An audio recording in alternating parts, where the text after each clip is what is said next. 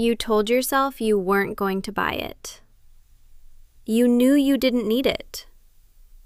You knew the money was better off staying in your account. And then you bought it anyway.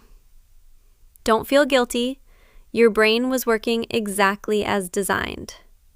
The problem is what it was designed for.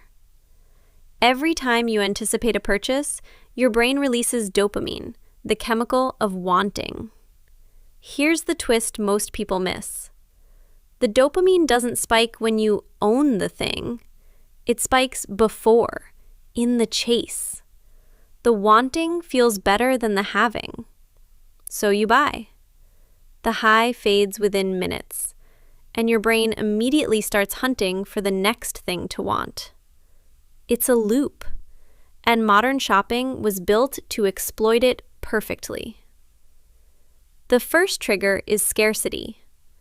Only 2 left in stock. Sale ends tonight. 3 people are viewing this right now. None of that is really about the product. It's about fear, the fear of missing out. Scarcity hijacks an ancient survival instinct and points it straight at your wallet. And the moment you feel that urgency, your rational brain goes quiet. The second trigger is comparison. You see what others have. The vacations, the upgrades, the effortless lifestyle. And without deciding to, you start measuring your life against a highlight reel. So you spend, not because you wanted the thing, but because you wanted to feel level. Studies show this single habit quietly drains thousands of dollars a year from ordinary people. You're not buying products, you're buying the feeling of keeping up. The third trigger is the most human of all. Sad, stressed, bored, lonely. In every one of those moments, a purchase offers a tiny hit of relief, a small reward in a hard day. It works, for about an hour. Then the feeling returns, and now there's a charge on the card too.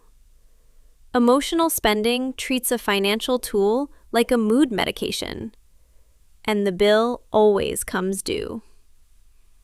So how do you fight a brain that's wired against you?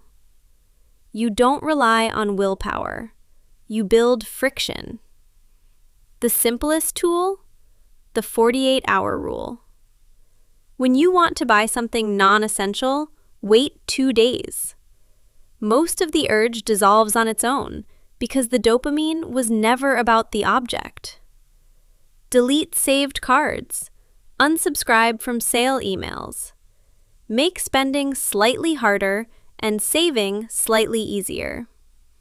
You can't change the brain, but you can change the environment it operates in. Your brain isn't broken. It's just running old software in a world designed to drain it. Like this video if you've impulse bought something this week.